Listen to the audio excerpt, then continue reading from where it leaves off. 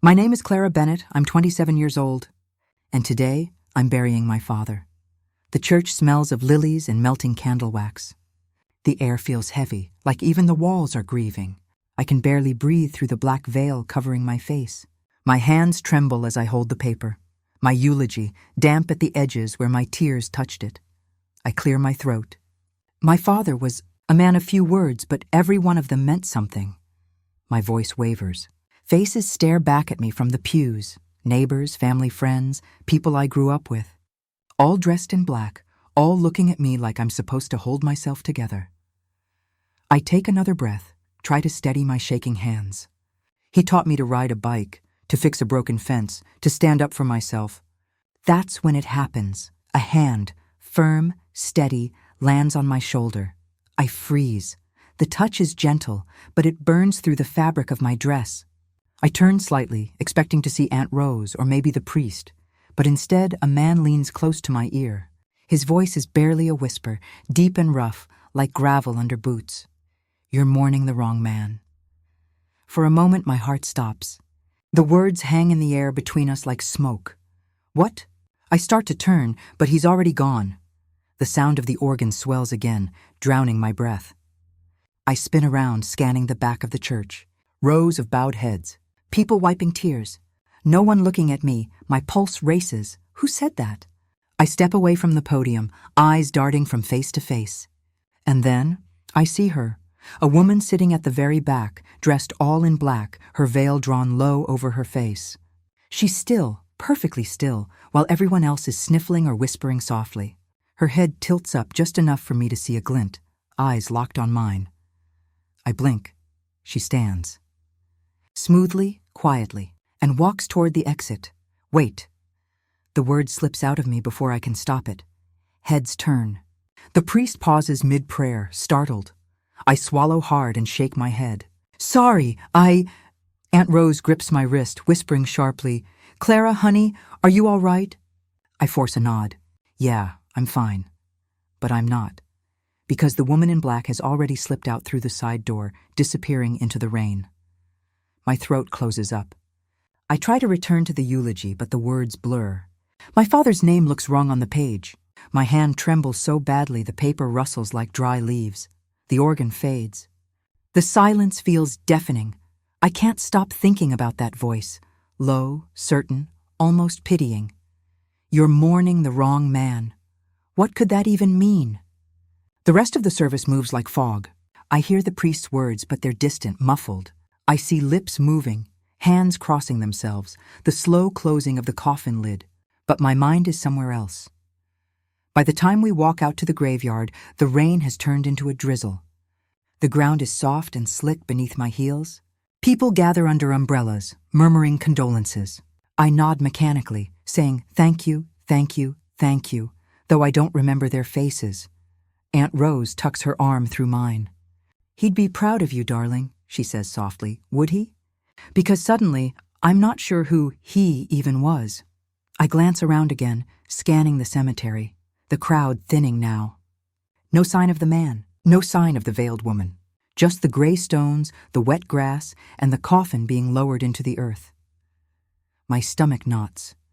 I take a shaky breath and step closer. The priest murmurs a final prayer. I can't hear it over the pounding in my ears. Someone touches my elbow. It's my mother, her eyes red and distant. She looks 10 years older than yesterday. Let's go home, Clara, she whispers. You've done enough, I nod. But my gaze stays fixed on the coffin. As the first shovelful of dirt hits the lid, something inside me twists.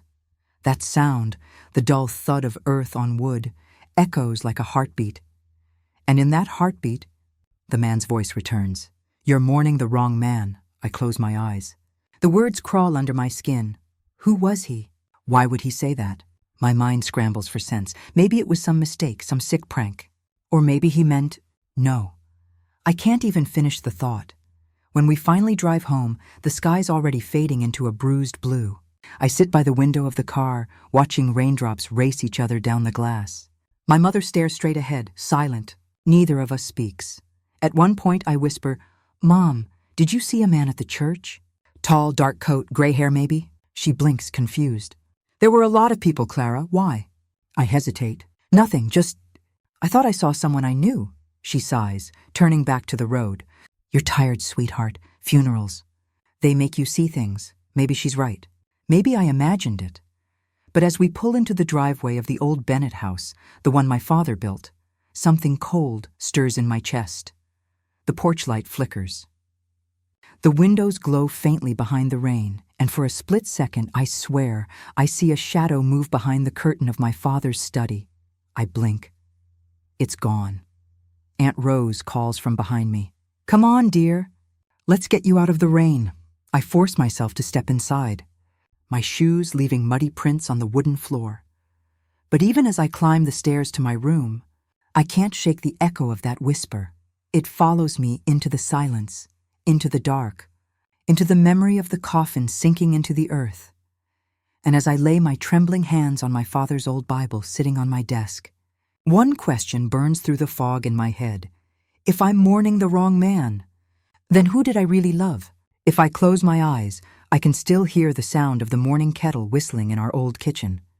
That was my world just a week before the funeral, before everything cracked open. My father and I had always lived in that same 2-story house on Willow Creek Road.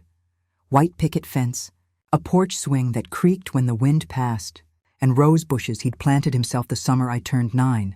Back then, he told me, beauty needs pruning, Clara. It can't grow wild, not if you want it to last. He meant the roses. But maybe he meant me, too. I was a school counselor at the local elementary. Not exactly glamorous, but it gave my days rhythm. Kids with scraped knees and worried eyes. Notes slipped to me about fights at home. Tears over failing grades. I loved them. Helping them made me feel like maybe I was fixing the parts of myself that never healed after losing Mom. Dad would call every evening right before dinner. Always the same gentle, hey, kiddo. Sometimes I'd tease him. You know I'm 27, right? And he'd chuckle, that deep, warm laugh that made everything sound okay again. Once a kiddo, always a kiddo. You'll understand when you're a parent. I never corrected him, because part of me hoped someday I would be. Our calls weren't long. 10 minutes, 15 maybe. But they grounded me. He'd ask about the children I counseled, about my headaches, about the neighbor's dog that barked all night. He cared about the small things, especially the small things, and I trusted him completely. I thought I knew every inch of his life, every rhythm of his days. Morning coffee with 2 sugars. Afternoon walks to the post office. Chess on Thursday nights with his friend Mr. Holloway. Everything about him was ordinary in the best way. Safe, predictable, steady. Until little things began to shift. It started on a Sunday evening. I'd come by after work, arms full of groceries. He was in the study, the room he'd always kept neatly open, filled with books, sunlight, and his old oak desk. But that night the door was locked. I knocked lightly. Dad, you okay? His voice came back sharper than usual. Yeah, don't come in right now, Clara. That tone, firm, almost urgent, froze me. Is everything all right? Just give me a minute, sweetheart. I'll be right out. A minute later, he emerged, smiling as if nothing had happened. Paperwork, he said. Boring stuff, I laughed, pretending I believed him. But as he walked past, I noticed the faint smell of tobacco on his sleeve. He hadn't smoked in years. I told myself not to think much of it. People have secrets, right? Even good people, especially the ones who've lost too much. The next morning, we had breakfast like nothing was wrong. He flipped pancakes while humming an old Sinatra tune, wearing his ridiculous Kiss the Cook apron that I'd bought for his birthday. Extra syrup? He asked, holding the jug midair. Always, he winked. Sweet tooth, just like your mother. At that, my heart softened. He didn't talk about Mom often. When he did, his voice always carried that faraway ache, the kind you don't heal from, just learn to live beside. We spent that morning like we always did. Coffee, laughter, small talk. And I remember thinking how lucky I was. Some people never get that kind of bond with their parents. I had no idea that in just 7 days I'd be standing over his coffin wondering who he truly was. Later that week, I dropped by after school. The sun was low, the house glowing amber. I could hear voices from the backyard. Male voices, low and tense. "Dad?" I called out. The talking stopped. A moment later, my father appeared at the back door, wiping his hands on a rag. "Hey, sweetheart," he said quickly. "Didn't hear you pull up." Behind him, through the cracked screen door, I caught sight of a man in a gray suit. His face was shadowed, but he looked older and nervous. I stepped forward, curious. "Who's that?" Dad blocked the view almost instinctively. "Just someone from the hardware store." "About the fence." "The fence?" I frowned. "It's fine," he chuckled. "You always were observant." Then, lowering his voice, "Don't worry about it, okay?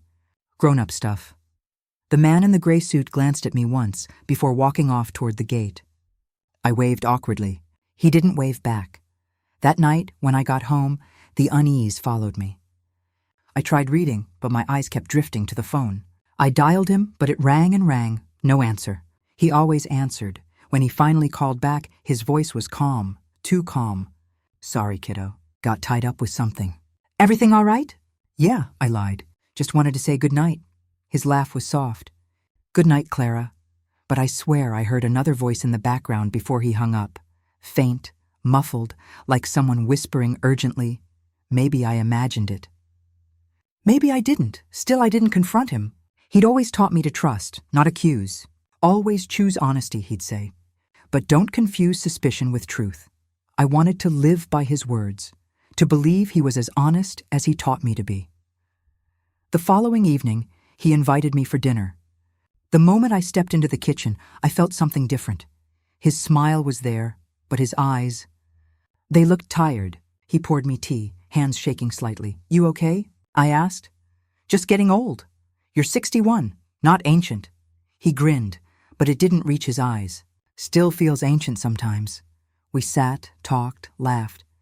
He told me about Mr. Holloway's bad knee, about a stray cat he'd started feeding by the porch. All normal, all safe, until I noticed the study door again. Locked. It hadn't been locked since the day Mom died. After dinner, I leaned against the doorframe. "Still keeping secrets from your nosy daughter?" I teased. He looked up sharply, too sharply. Then, realizing his reaction, he softened. "You wouldn't understand, Clara. Try me." He hesitated, eyes flicking to the window.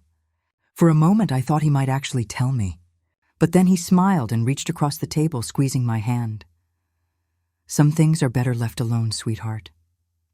"Promise me you'll trust that." I wanted to push, but his hand was warm, steady, full of love. So I nodded. "Okay, Dad, I trust you," and I did. God, I did.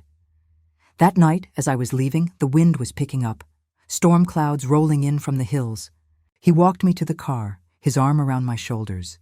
"Drive safe," he said. "And call when you get home." I turned to look at him, that kind, familiar face framed by the porch light. "You always worry too much. That's my job." I smiled. "Love you, Dad?"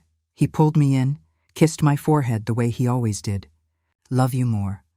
I remember that exact feeling, his lips warm, the air cold, the faint smell of rain in the distance. It should have been an ordinary goodbye, but now, when I replay it, I hear the crack in his voice. The pause before he said, "Love? You?" The way his eyes lingered on me like he knew, something I didn't. That was the last time I saw him alive. They said it was an accident, his car, swerving off the old bridge near the quarry. The police called it clear-cut, no foul play, simple tragedy. But simple things don't leave you with whispers at funerals and strangers in gray suits. Sometimes I lie awake replaying that last hug, wondering what he would have said if I'd just asked, "Who were those men?" Or, "What are you hiding from me?" But I didn't ask. I didn't want to ruin the picture I'd painted of him, the perfect father, the man who never lied. I was proud of him, blindly proud. And as I kissed his forehead that night before his accident, I remember whispering, "Don't stay up too late." If I had known what I was really saying goodbye to, I would have asked him who he truly was. The days after the funeral moved in slow motion.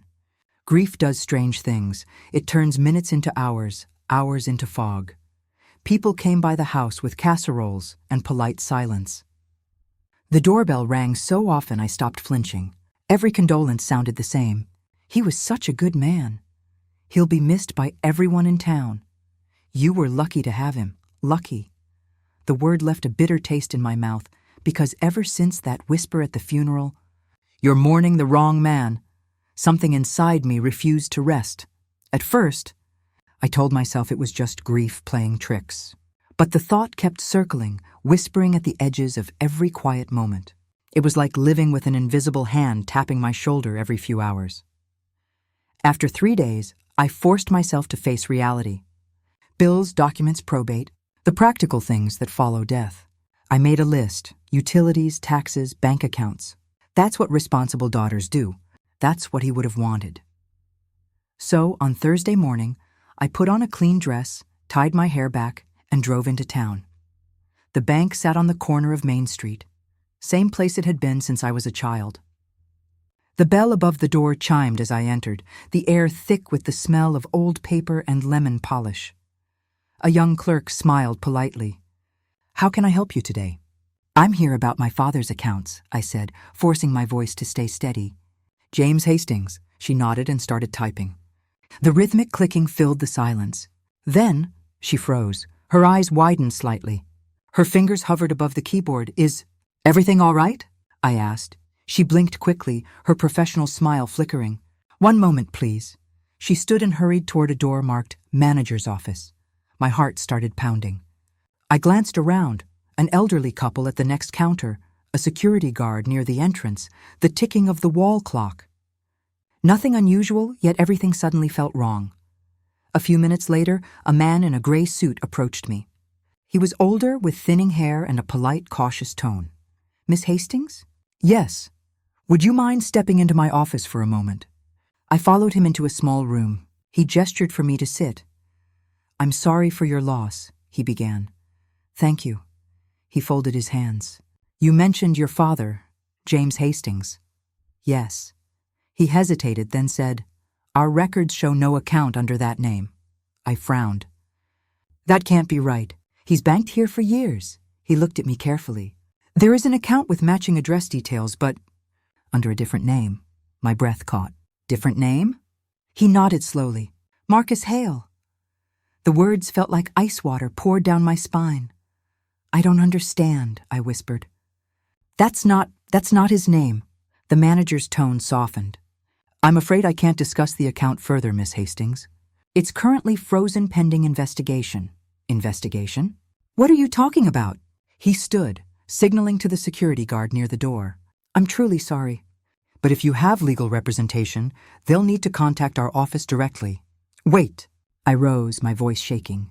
"Are you saying my father wasn't who he said he was?" He didn't answer, just opened the door politely, gesturing for me to leave. By the time I stepped outside, my hands were trembling. The sun was too bright, the air too sharp. Marcus Hale. I whispered the name under my breath, trying it on my tongue like a language I didn't recognize. Marcus Hale. It didn't fit him. Not the man who made me pancakes on Sundays or fixed my car when it broke down. Not the man who kissed my forehead before I left. That name belonged to someone else. I drove home in silence. The radio stayed off. My thoughts were loud enough. That evening, I sat at his desk in the study, the one he'd kept locked for months. The police had cleared it after the accident, saying nothing suspicious was found.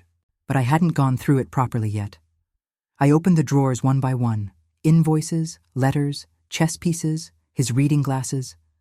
Normal things, human things. Then I saw it.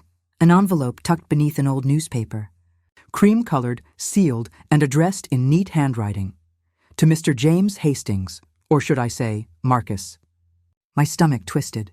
The envelope was dated 2 weeks before his death. The return address was only a single letter, R. I tore it open. Inside was one line, written in black ink. "You can't hide forever, that's all. No signature, no explanation." I stared at the words until they blurred. My hands shook so badly I nearly dropped the letter. Who was R? What was my father hiding from? The questions hit one after another, like raindrops turning into a storm. I grabbed my phone and dialed Mr. Dawson, my father's lawyer. Straight to voicemail. "Hi, this is Clara Hastings." "Bennett," I stammered. "I need to talk about my father's estate. Please call me back, it's important." No answer. I tried again the next morning. Nothing. Finally, out of desperation, I called Uncle Neil, Dad's oldest friend and business partner. He picked up after 2 rings, his voice brisk. "Clara, I was going to call you today," he said. "How are you holding up?" "I'm managing." "Listen, Neil, something's not right. At the bank, they said Dad had an account under another name." There was a pause. Too long. Then, carefully, "Don't worry about that, kiddo." My heart raced. "Don't worry.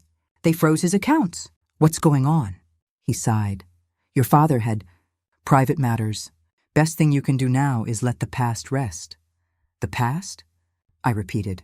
"Neil, I just buried him. How can you tell me to let it rest?" His tone hardened. "Sometimes digging into things only makes the hurt worse." "You don't need that. I need the truth." He didn't answer. Just exhaled heavily. "Drop it, Clara. For your own sake." The line went dead. I sat there, phone still in my hand, my pulse hammering in my ears. Let the past rest. That wasn't concern. That was warning. Later that day, Aunt Rose stopped by with a pie and a practiced smile. "You look tired, dear," she said, setting it down on the counter. "I found a letter," I blurted out. "From someone named R. It said, 'Dad can't hide forever.'" Her face went still, too still. "I'm sure it's nothing," she said quickly. "People send strange things when someone passes," I frowned. "You don't even want to see it?" "No, darling." She touched my arm lightly. "Your father was a good man. Remember that. Don't go chasing ghosts." Her eyes didn't meet mine, and for the first time, I realized her hands were trembling. When she left, I stood by the window watching her car disappear down the road. Everyone around me seemed to be reading from the same script. Don't ask. Don't look. Don't know. But I couldn't turn it off anymore. The whisper wouldn't let me. That night I couldn't sleep. I lay in bed staring at the ceiling, the letter from R sitting on my nightstand. The rain had started again, soft and steady against the windows. Somewhere between dreams and wakefulness, I heard it again. The same voice from the funeral. "Low, close, almost tender. You're mourning the wrong man." I jolted upright, heart racing. The room was empty. My breath came in quick bursts. I reached for the lamp, my hands slick with sweat, and stared at the shadows dancing across the walls. Then, before I could stop myself, I whispered into the dark, "You're mourning the wrong man." My own voice echoed back at me, cold, foreign. And in that moment, I wasn't sure anymore whose voice it had been in the first place. I couldn't stop thinking about that whisper. The words followed me everywhere, in the hallway, in the hum of the refrigerator, even in my dreams. By the 5th day, I stopped pretending I could live with questions. So, I drove back to the funeral home. The clouds were low and gray, the kind that pressed on your chest. The front sign, Henderson and Sons Memorial Services, creaked in the wind as I parked. When I pushed open the door, the smell of lilies hit me again. The same smell that clung to my black dress at the funeral. Mr. Henderson, the funeral director, looked startled when he saw me. "Miss Hastings," he said, smoothing his tie, "I didn't expect you back so soon. I need to ask you something." "Of course," he said, his voice cautious. "How can I help?" I took a deep breath. Did anyone come here before the service? Someone who said the body in that coffin wasn't my father? His face went pale. He adjusted his glasses, stalling. "Why would you ask that?" "Because I think someone's lying to me," I said. "Please. I need the truth." He hesitated, glancing toward the hallway like he expected someone to stop him. Then quietly, "Yes, a woman came, dressed in black, veil over her face." My stomach dropped. "What did she say?" "She claimed the deceased wasn't who the paperwork said he was," he said slowly. "She seemed distressed." "Did she give her name?" "No. She just kept saying, 'That's not him.'" My pulse thundered. "And what did you do?" "I verified the identification documents," he said. "Driver's license, birth certificate, everything matched, so I assumed she was mistaken." "Assumed?" I repeated, my voice shaking. "You didn't check?" He swallowed. "We're not detectives, Miss Hastings. We rely on what we're given."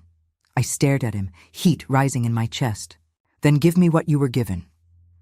He hesitated again, then unlocked a drawer and pulled out a thin brown folder.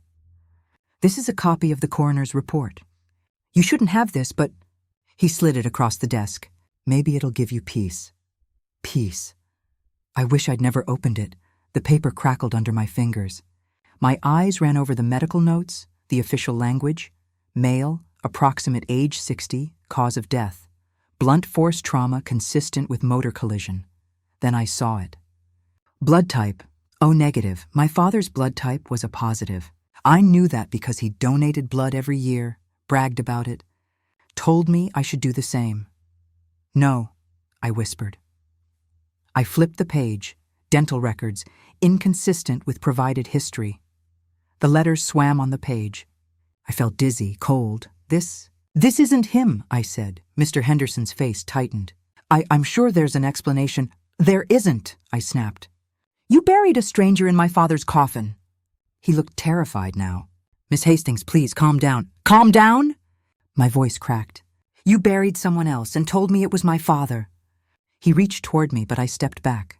Give me a copy, I said. Now. He hesitated, then made a quick photocopy, his hands trembling.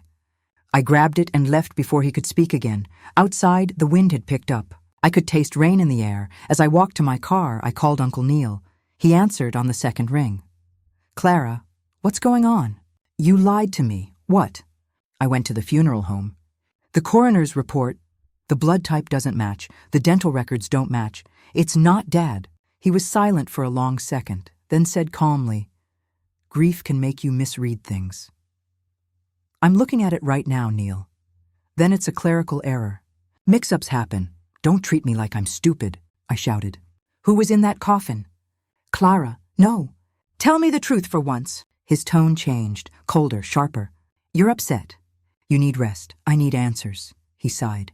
Your father wouldn't want you doing this. Then maybe you didn't know him as well as you think you did, I said, and hung up.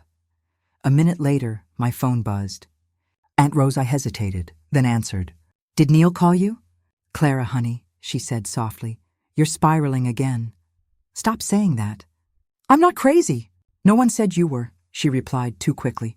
You did this morning. I snapped. You told me to stop chasing ghosts. You knew something. Her voice trembled. I only know that grief makes people see patterns that aren't there. Your father was a saint, Clara. Let him rest. Saints don't have fake names, I said. And they don't get buried under the wrong identity. There was a pause.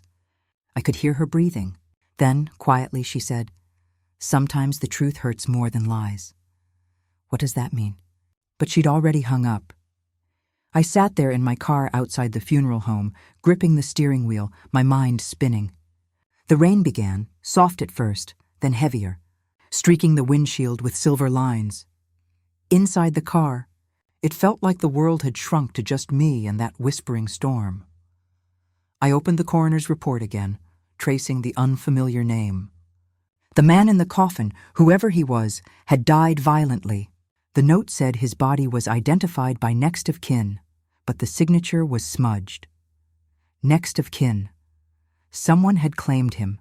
Someone had stood where I stood and said, That's my family. I felt my throat tighten. My pulse pounded in my ears. You're all lying, I whispered to the rain-blurred glass. Every one of you. For a long moment, I just sat there.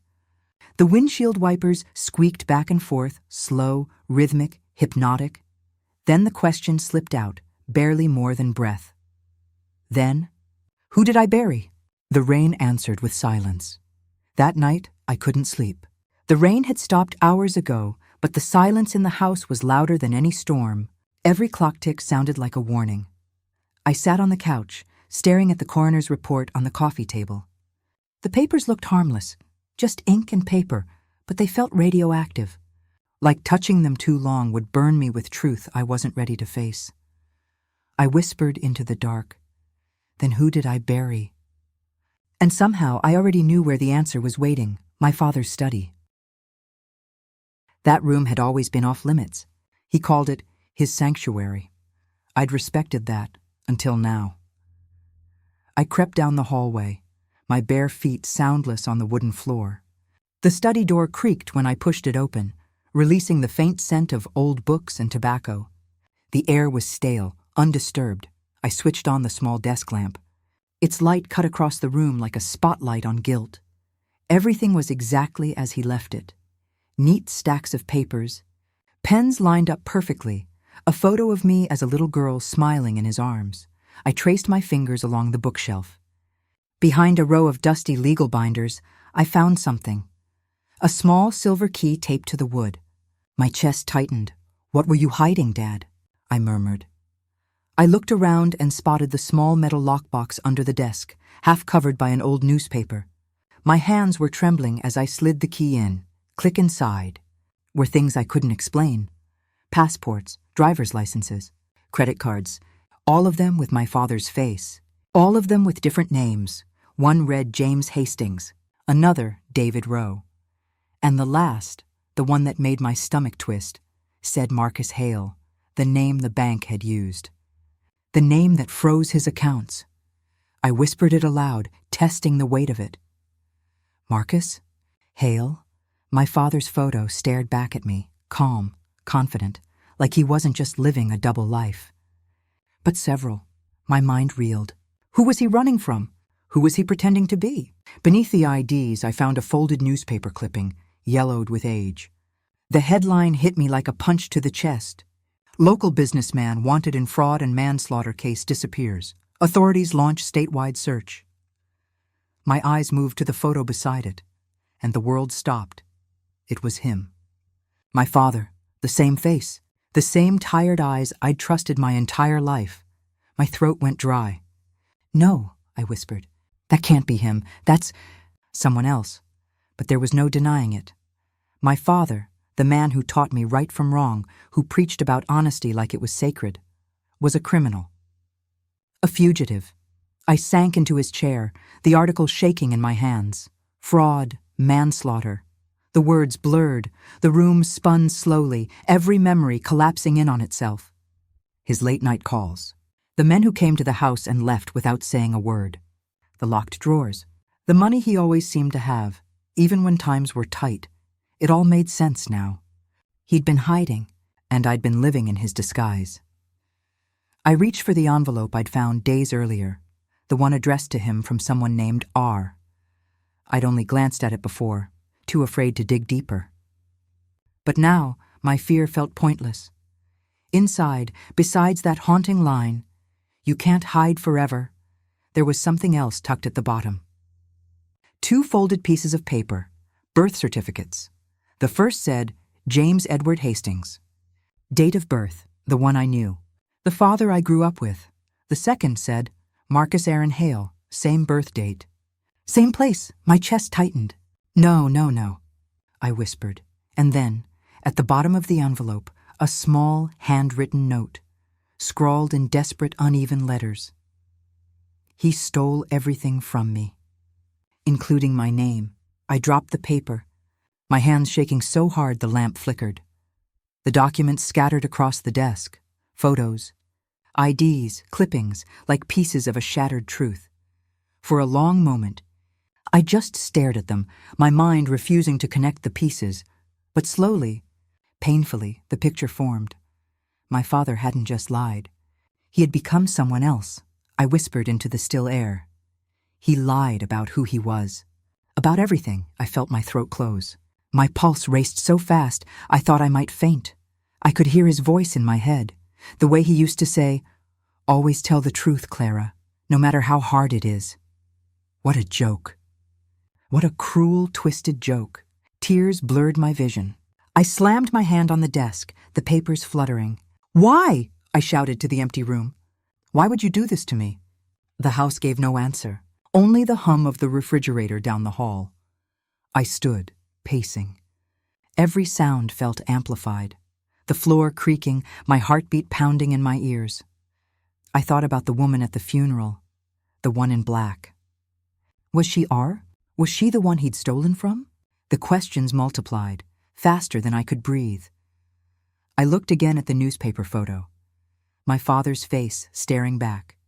But suddenly it felt like a stranger's. His eyes, once kind, now looked hollow, guilty. The paper in my hand crumpled as I whispered, "You weren't James Hastings. You were Marcus Hale, and I never even knew you." I sat back down, staring at the chaos on his desk. The camera would linger here, on the scattered documents, the trembling light, the truth laid bare like evidence in a crime scene. I thought about calling Neil, demanding answers. About showing the police everything, but a part of me hesitated. Because if my father had really stolen another man's identity, then who was the real James Hastings? And who was I if my life was built on a lie? The silence in the house felt heavy, suffocating. I closed my eyes and whispered to the darkness, "What else are you hiding from me, Dad?" Then, faintly, like an echo from the hallway, I heard a floorboard creak. I froze. "Hello?" I called out. Nothing. The clock ticked. I told myself it was the house settling, but my body didn't believe me. My heart raced, every muscle tense. Someone else knew. Someone else had been here before, and maybe they wanted what was in that box. I gathered the papers into a pile, stuffed them back into the envelope, and locked the box again, slipping the key into my pocket. As I turned off the light, the reflection in the study window caught my eye. My face pale, my eyes hollow, the ghost of who I used to be. I whispered one last time, "You can't hide forever." But this time, I wasn't talking to him. I was talking to myself, because I knew I wasn't going to stop until I uncovered the whole truth, even if it destroyed everything he'd ever built, even if it destroyed me. I didn't sleep that night. Every creak in the house sounded like a footstep. Every shadow looked like someone watching me. By dawn, I'd already made up my mind. I couldn't pretend anymore. I needed answers, real ones. I brewed a cup of coffee, though my hands were shaking too much to drink it, and stared at my father's photo on the kitchen counter. His eyes looked gentle, loving, but now I couldn't unsee the stranger beneath them. I picked up my phone and called the police station.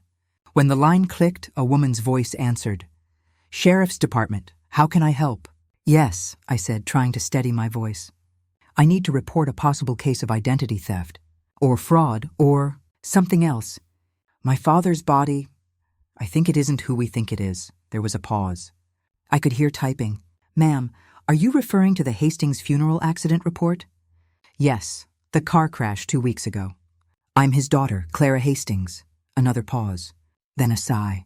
"That case has been closed, Miss Hastings. I'm sorry for your loss, but unless there's new evidence, there is new evidence." I snapped. "His medical files don't match the body. His blood type, his dental records." "Miss Hastings," she interrupted softly, "I suggest you take time to grieve. Sometimes loss makes people see things that aren't there." I froze. "You think I'm imagining this?" "I think you're mourning," she said, her voice rehearsed, gentle in the worst way. "Try to rest. There's nothing more we can do." Then she hung up. I stood there in silence, the dial tone buzzing in my ear. For a long time, I just stared at the phone. Then I whispered, "They're covering something." That's when I remembered a name, Detective Ellis. He was the one who had handled my father's accident report. Retired now, according to the papers, but I still had his number. I found it in an old folder and dialed. "Ellis," a gravelly voice answered. "Detective Ellis? This is Clara Hastings. You investigated my father's car crash." "I remember," he said immediately. "James Hastings, single vehicle collision. Why are you calling?" "Because it wasn't him." Silence. Then a low, skeptical laugh. "You're gonna have to explain that one." "I can on the phone," I said. "Please, can we meet?" A long pause. Then, "Old diner on Maple, 1 hour." The diner was half empty when I walked in. It smelled like burnt coffee and rain. Ellis sat in a corner booth, hunched over a cup, gray hair slicked back, eyes sharp and tired. He looked up when I approached. "You look just like your father," he said quietly.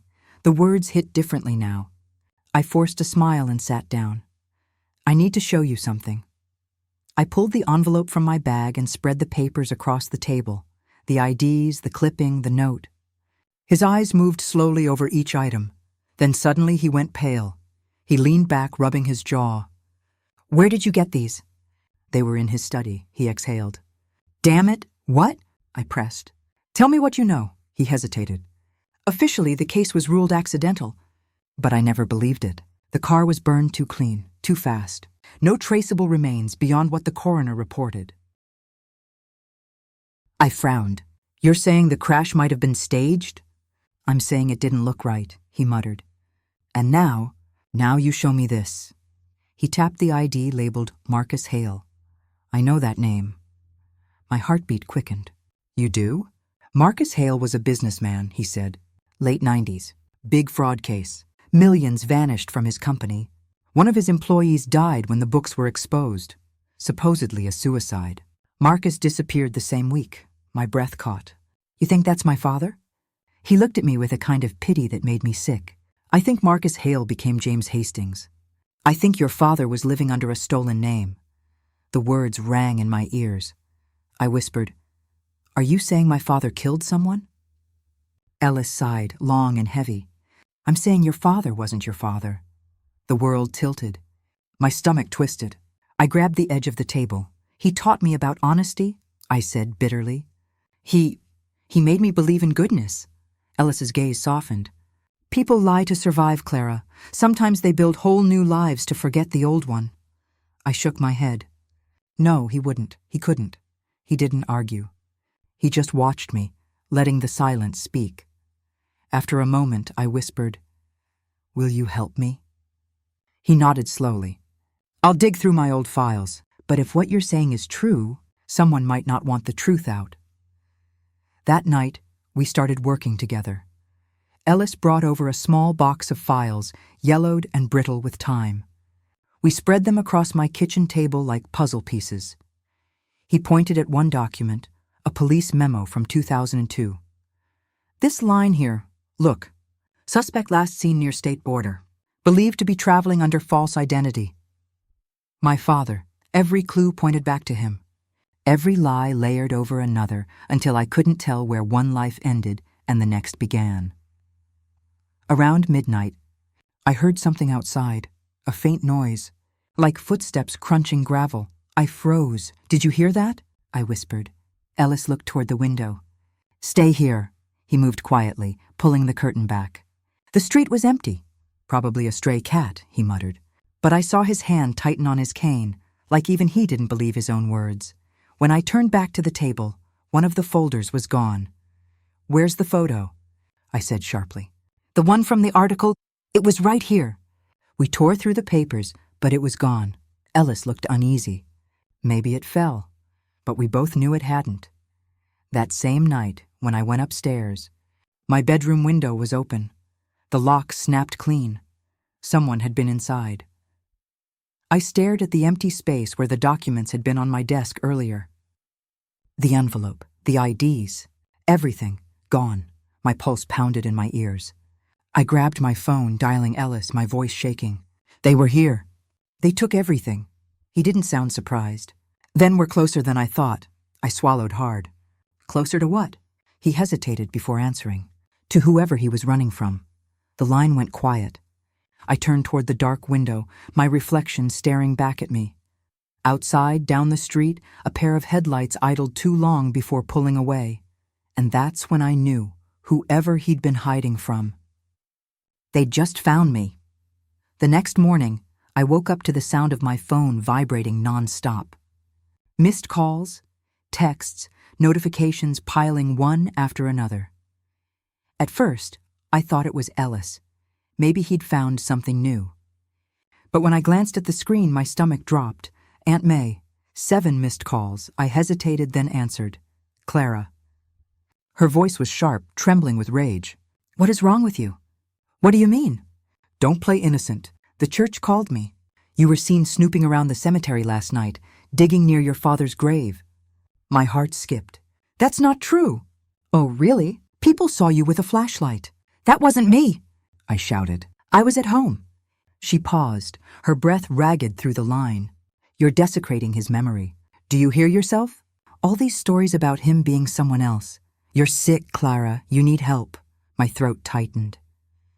I'm not sick. I'm telling you, he wasn't who he said he was.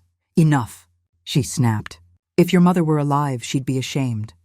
You're dragging our family through the mud. Click. She hung up. I stood there, phone shaking in my hand. Every word she said cut deep, not because it was cruel, but because part of me feared she believed it. I tried calling her back. straight to voicemail. At work, things got worse. I walked into the school that afternoon, hoping for distraction, but the moment I stepped into the staff room, the whispers started. Heads turned. Conversations stopped mid-sentence. My boss, Principal Gordon, came out of his office. His eyes avoided mine. "Clara," he said quietly, "come in for a moment." I followed him inside. The air was thick. He closed the door and handed me a printed email. "Do you recognize this?" I looked down. It was an anonymous message addressed to the board, accusing me of stealing from the school's charity fund. What is this?" I stammered. "It came from your school email," he said. "That's impossible." I know, he interrupted gently. "At least I hope I know. But until this is cleared up, we have to suspend you." I stared at him. "Suspend me? For something I didn't do?" "It's procedure," he said. "You've been under a lot of stress. Maybe take time to rest." "Stress?" I repeated, almost laughing. "You think I made this up?" He sighed, rubbing his temples. "You're a good teacher, Clara, but lately, people are worried about you." My voice broke. "People?" He hesitated. "Some parents said you've been acting strange. That you talk to yourself in class. That's not true." He looked at me sadly. "I think you should go home," I wanted to scream. Instead, I walked out of the office, every pair of eyes following me like I was contagious. By the time I got home, my inbox was flooded again. Dozens of strange emails sent from my address. Some to colleagues, others to old friends. Rambling, incoherent messages.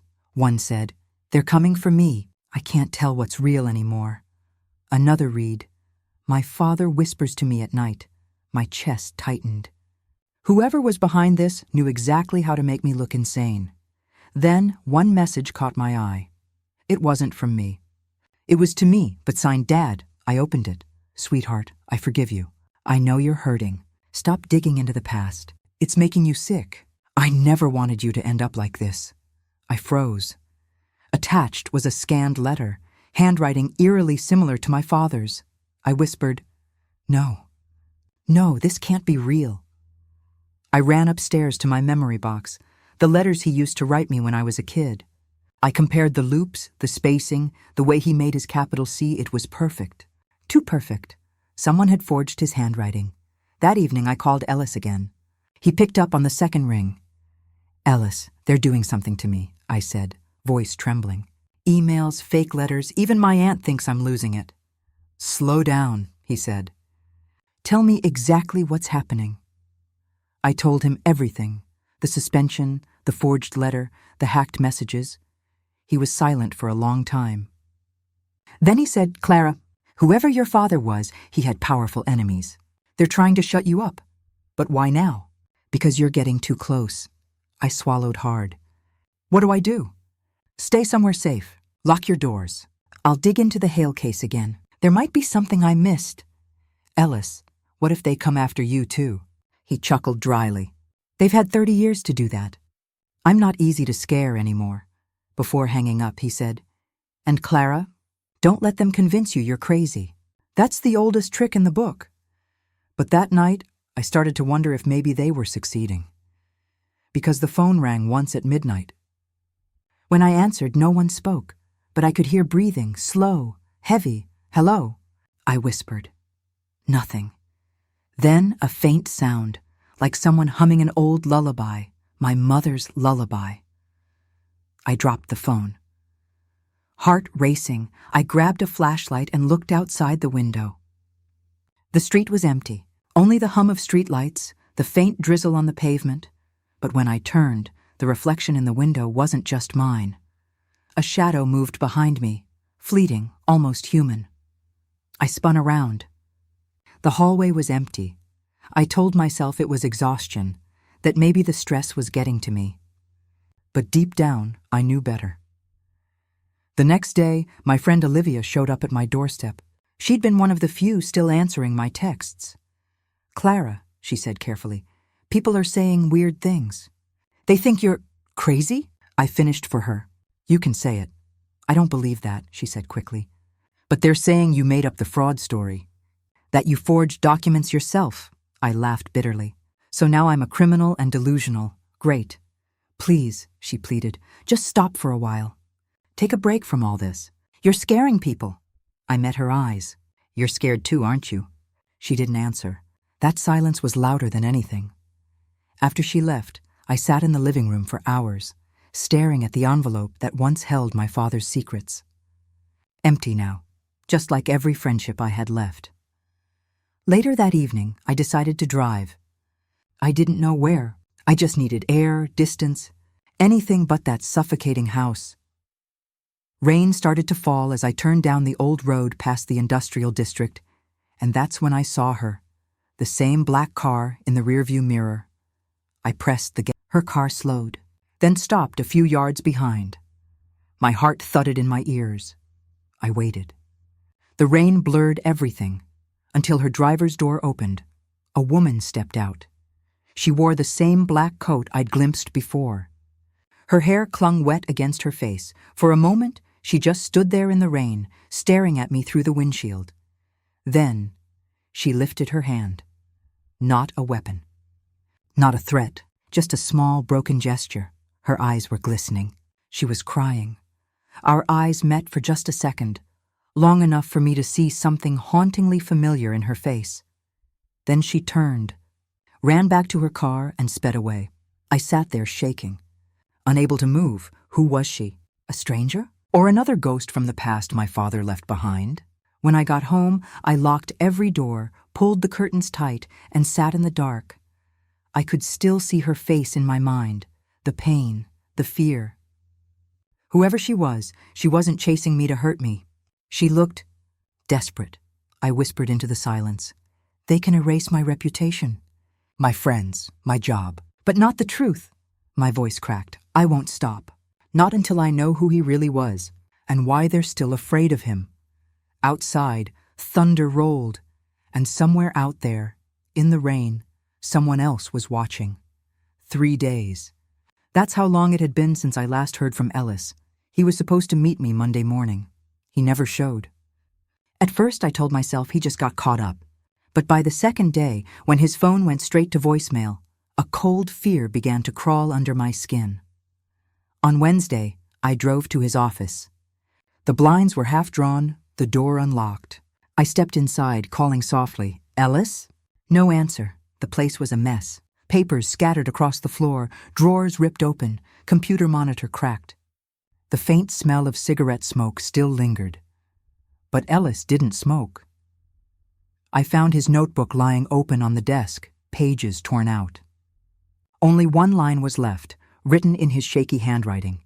He was never supposed to have a daughter. I froze. My heart pounded so loud I could barely hear myself breathe. I whispered, "What does that mean?" A chill ran through me as I noticed something else.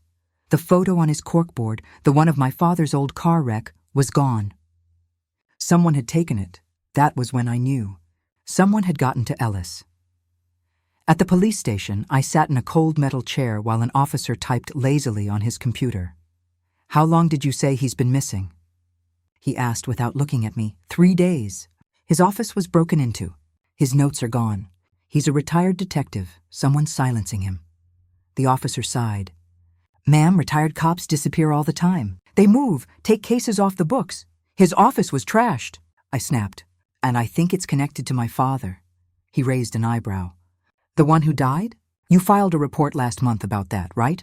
Claimed the body wasn't his?" My stomach twisted. "I'm not claiming anything. I have evidence. Dental records, blood type, documents." He leaned back in his chair, arms crossed. "You sound like you've been under a lot of stress." That word again. Stress. "I'm not crazy," I said through gritted teeth. "Someone is doing this." He typed something, printed a form, and handed it to me. "If he doesn't show up in 48 hours, we'll open a file. But until then, there's nothing more we can do." I stared at him. "You don't believe me, do you?" He shrugged. "Honestly, ma'am, I'm not sure what to believe." That was it. I walked out before I broke down in front of him. That night, I sat in the dark again. The only light came from the street lamp outside, casting long shadows across the living room. The silence pressed in on me like a weight. I kept thinking about Ellis's note.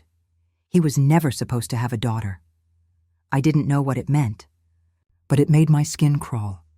Maybe I was never meant to exist in whatever world my father built. Maybe I was the mistake that made everything unravel.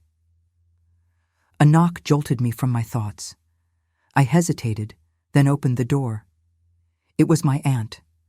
Her eyes were swollen from crying, or maybe from something else. She held a small envelope in her hand. "I shouldn't be here," she whispered. "Then why are you?" She hesitated, then stepped inside. "Because you need to stop this before you destroy yourself." "I'm already destroyed," I said quietly. Thanks to him, she shook her head, pulled out a faded photograph and handed it to me. It was old, sun-bleached. My father, Aunt May, and Neil smiling on a beach. The date on the back read July 1992. "Where was this?" I asked. "Cape Harbor," she said softly. "The year before you were born," I frowned. "He never told me he went there." "No, he wouldn't have," she murmured. "Because that was the year everything changed." Her eyes filled with tears. "Clara, your father wasn't perfect, but he did what he had to do." My heart pounded. "You knew, didn't you?" She didn't answer, just looked down at her hands. "You knew he wasn't who he said he was." I shouted. Her shoulders trembled. "You don't understand. He was trying to protect us." "To protect you?" "Protect me from what?" I demanded. She looked up, eyes wet.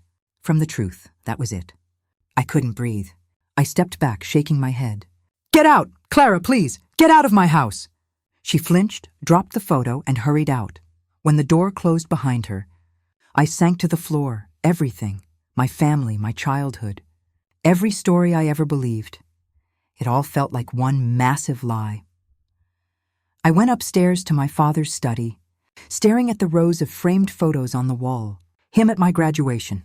Him holding me as a baby. Him smiling at my mother like she was his whole world. But now, all I could see was Marcus Hale, the man who had stolen someone else's life, someone else's name. I tore one photo off the wall. The glass shattered across the floor. Then another, and another. "Who were you?" I screamed. What kind of man lies to his own daughter for 30 years? I slammed my fists on the desk, knocking everything over, pens, papers, books. My breath came in ragged sobs. I felt like I was drowning in ghosts. When I finally stopped, I stood in the middle of the wreckage, surrounded by shards of the man I thought I knew. All that remained was silence. Utter, unbearable silence. That night I sat by the window again, the rain whispering against the glass. I'd stopped crying hours ago. I felt hollow. For the first time, I thought about giving up. Maybe Aunt May was right. Maybe I was losing it. I whispered into the dark. Maybe I should just let it go. Let him stay dead. And then, a sound, a faint rustle near the front door. I froze. Another sound, paper sliding against wood. Cautiously, I walked over. An envelope had been slipped under the door. Plain, no stamp. No return address. My name was written in sharp, precise handwriting across the front. I opened it with trembling hands. Inside was a single sheet of paper. "If you want the truth, come to me." Our eyes stared at it for a long time, my pulse pounding in my ears. I whispered, the same initial from the first letter. Whoever R was, they'd been watching me this entire time, and now they wanted to meet. I looked out the window again. The rain had stopped, but the feeling that I wasn't alone, that never left. I didn't sleep that night. The letter from R sat on my desk like a heartbeat I could hear. Every few minutes, I caught myself staring at it, tracing the ink with my finger, wondering who could have sent it, R. That initial haunted me. By sunrise, I'd already packed a small bag and grabbed my car keys. The address on the envelope led to a small cottage on the outskirts of town, a place I didn't recognize. The drive felt endless, the fog curling around the road like ghosts trying to pull me back. When I arrived, the house looked abandoned. Windows cracked, ivy crawling up the sides. I almost turned back, but then the front door creaked open. A woman stepped out, tall, thin, eyes sharp as glass. Her hair was streaked with silver, but her face looked painfully familiar. "Clara," she said softly. "You came," I froze. Do I know you? She gave a small, sad smile. You did, once. Her voice cracked, and something in my chest shifted. There was a tremor in her hands, and I saw it, the faint scar above her eyebrow. My mother used to have the same one. From a childhood accident she'd told me about, I whispered, "No, that's not possible." "You're dead?" she finished for me, her smile bitter. "That's what your father wanted everyone to think." My throat went dry. "Who are you?" She looked me dead in the eye. "I'm Lydia, your mother's sister." The air left my lungs. My mother never said she had a sister. "She couldn't," Lydia said, stepping aside. "Come inside. I'll explain everything." The living room smelled of old books and dust. Photos covered the mantel, most of them old, faded, but one caught my eye. My mother smiling, her arm around this same woman. "Lydia." I sat down, my legs trembling. "Start talking," I said. "What's going on? How do you know about my father?" Lydia exhaled slowly, pouring tea into 2 chipped cups. "Because I knew the real Marcus Hale." My head snapped up. "What do you mean the real one?" She stared at me, her voice steady. "The man you called your father, he wasn't Marcus Hale. He killed Marcus Hale, staged the car crash to make it look like an accident. Then he took his name, his job, his entire life." I shook my head violently. That's insane!" "My father, your father," she interrupted, "was a con man with blood on his hands. He was running from debts, from crimes, from people who wanted him gone. Marcus Hale was his partner. The other had the same face, the same build, but his eyes were different, colder. That's the real Marcus Hale," Lydia said. "And that was taken 2 weeks before he died." I stared at it, my pulse roaring in my ears. "How do you even have this?" "Because I threatened to expose him," she said quietly. "Your father offered me money to keep quiet. I refused. A week later, he showed up at my apartment with men I didn't know. I barely escaped. After that, I disappeared. Everyone thought I was dead, including your mother. He made sure of it." Her voice cracked on the last words, and she pressed a trembling hand to her chest. "Why tell me now?" I asked, my voice hollow. "Because you're the only one left who can finish what he started." I stared at her for a long time. Everything I'd believed, every memory, every smile, every bedtime story, it all felt poisoned now. "Ellis was helping me uncover the truth," I said quietly. "He disappeared. Someone broke into his office," Lydia nodded. "I know. That's why I reached out. He left something for you, before they took him." She stood, walked to a small drawer, and pulled out a flash drive. "He sent this to me," she said, handing it over. "Said if anything happened to him, I'd know who to trust." I turned it over in my hand. It was labeled MH. "What's on it?" "Proof," she said. "Financial records, transfers, forged signatures. Your father and Neil, your uncle, laundered money through fake charities. Millions. They used your aunt's foundation as a front. Ellis found everything." My head spun. "Neil and Aunt May were in on it?" "They were partners," Lydia said grimly. "And when your father died, or pretended to, they kept the operation running." I felt my stomach twist. "They lied to me. My entire family lived off stolen money," Lydia finished for me. "You've been their shield. As long as you believed in your father's story, no one would dig deeper." I sank into the chair, my hands covering my face. "I can't do this." "Yes, you can," Lydia said firmly. "You have his blood, Clara, but you also have her spirit. Your mother would have fought for the truth." Her words hit me like a knife and a balm at once. I looked up, wiping my tears. "If I go to the police, they won't believe me. They already think I'm unstable." "Then we build a case they can't ignore," Lydia said. "With Ellis's notes and my testimony, we can expose everything. Every transfer, every shell company, every lie." I swallowed hard. "You'd testify?" She nodded. "I'm tired of running." There was silence between us, the kind that feels like a storm about to break. Finally, I said, "If we do this, there's no going back." She met my gaze. There never was. Back home, I plugged the drive into my laptop. Files loaded, spreadsheets, emails, recordings. Ellis had done it. He'd found the smoking gun. I listened to one recording. Neil's voice, calm and slick. "The girl suspects nothing. Once the trust matures, we'll transfer the rest offshore." My breath caught. The girl. That was me. I clenched my fists, whispering, "You think I won't fight you?" Watch me. The next morning, I met Lydia again. We spread the documents across her table, piecing together years of lies like a puzzle from hell. This, she said, pointing to a signature, is your father's handwriting. The same one forged across half these donations. I nodded, eyes burning but steady. Then we use it. Every piece, every lie, she smiled faintly. You're stronger than I expected. I exhaled, feeling something shift inside me, something hard and unbreakable. I've cried enough, I said quietly. Now it's their turn. Lydia looked at me, a flicker of pride in her tired eyes. Then let's make sure they never forget who you are. That night, for the first time in weeks, I didn't feel afraid. I wasn't running anymore. I was planning, and this time, I wasn't alone. The day of the hearing arrived like a storm I couldn't stop.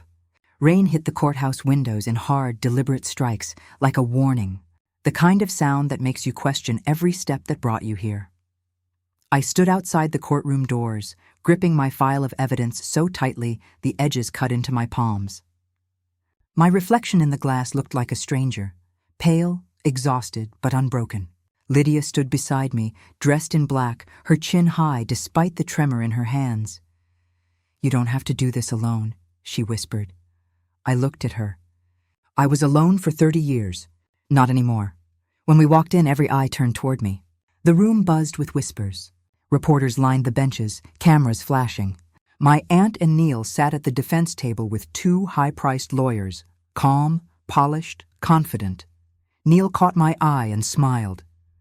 That smug, snake-like smile I'd seen too many times in family dinners. It said, "You're finished." I took my seat. The weight of the moment pressed down on me, but beneath it, there was fire. The judge entered.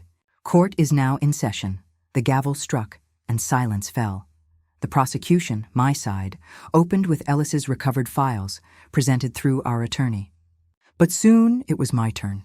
The defense had painted me as emotionally unstable, obsessed with conspiracies, consumed by grief. They even brought up the forged letter, the one claiming my father called me unwell. My aunt dabbed at her eyes with a lace handkerchief, playing the grieving sister perfectly. I loved my brother, she said tearfully to the judge. But Clara's been fragile since he passed. She's inventing stories because she can't accept his death. Her lawyer added, she's attacking her own family for money, Your Honor. The foundation her father built, she wants to destroy it. I wanted to scream, but I didn't. When they called me to the stand, I walked slowly, every step deliberate. Lydia gave a small nod from the back row. The judge looked at me. Ms. Hale, you may proceed. I took a breath.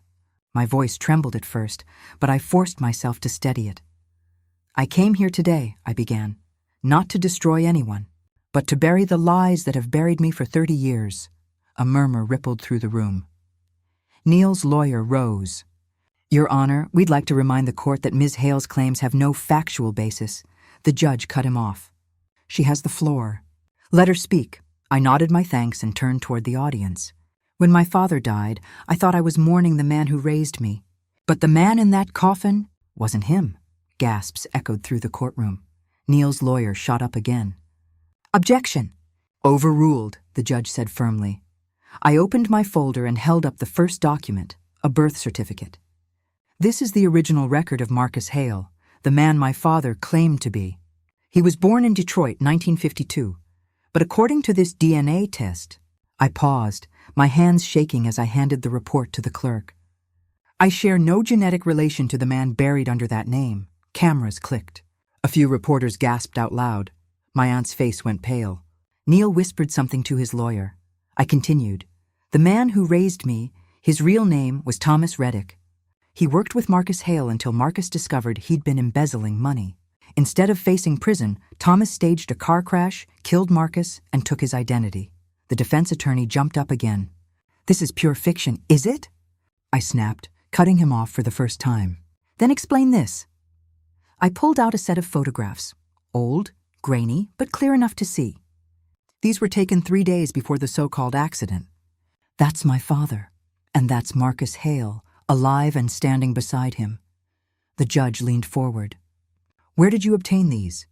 From a woman named Lydia, my mother's sister. She was silenced for decades after threatening to expose him. But she's here today, ready to testify. I turned to Lydia. She stood slowly, tears in her eyes. Neil's lawyer laughed, trying to recover the room. Your Honor, this witness claims she's been dead for 30 years. Are we supposed to believe that? The judge raised a hand. Enough. Let her approach.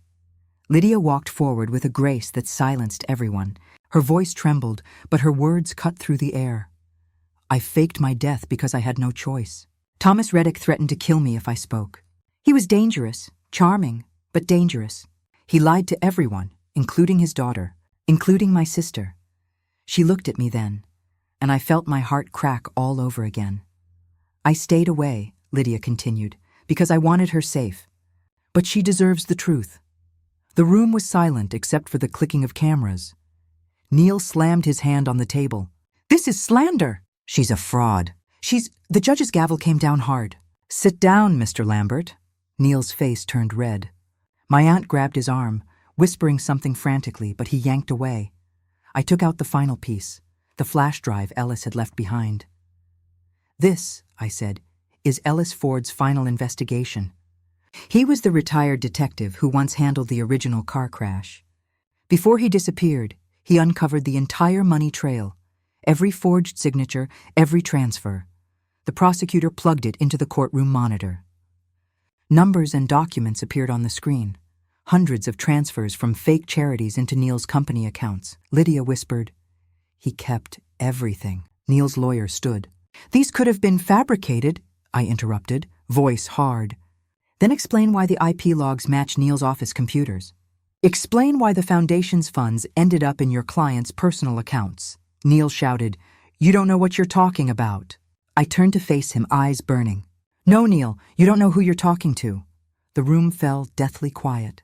The judge leaned back, scanning the evidence. We'll recess to verify the financial documents, he said. But I'll say this much. What I've seen so far is damning. I felt my knees weaken, but I stood tall. There's one more thing, I said. The clerk looked up. More? I nodded, holding up a small plastic envelope. DNA testing, taken from the man buried under the name Marcus Hale. The results confirm he is not Thomas Reddick. Gasps filled the air. My aunt covered her mouth, whispering, Oh my God. Neil's voice rose in panic. That's impossible. We buried him. The judge's gavel thundered again. Enough! This evidence warrants a full criminal investigation. My breath caught. After months of lies, threats, and silence, the truth was finally out. I turned to face my aunt. Her eyes were wide, full of something between terror and guilt. I came here to mourn a father, I said softly, but I'm leaving knowing the truth about the man I loved. She opened her mouth to speak, but no words came. Neil slumped in his chair, the color draining from his face. The cameras caught every second, his panic, her shame, my tears. As the judge dismissed the court, reporters swarmed the hall. Lydia and I pushed through them, flashes exploding in our faces.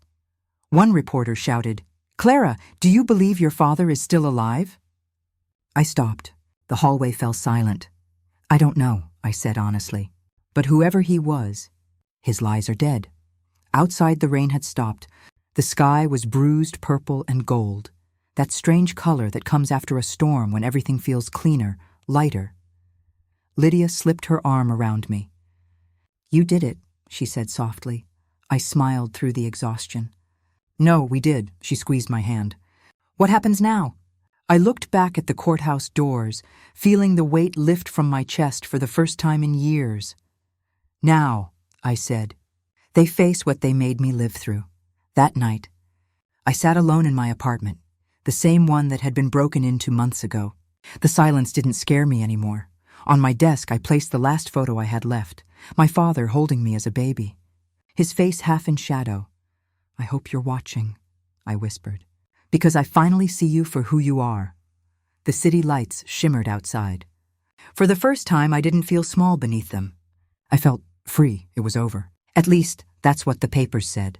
The court had ruled in my favor 2 weeks later. The evidence was undeniable. The estate, The foundation, every cent tied to the stolen fortune, was frozen, then transferred under my name.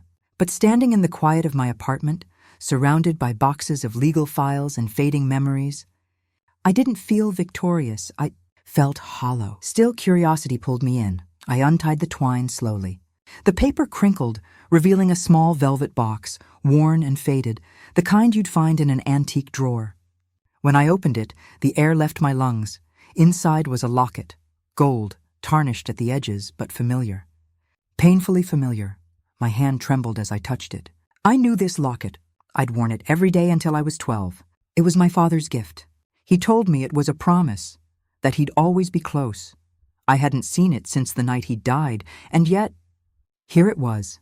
The clasp clicked softly as I opened it. On one side, my childhood photo, smiling, tooth-gap grin, the one he'd taken in our backyard.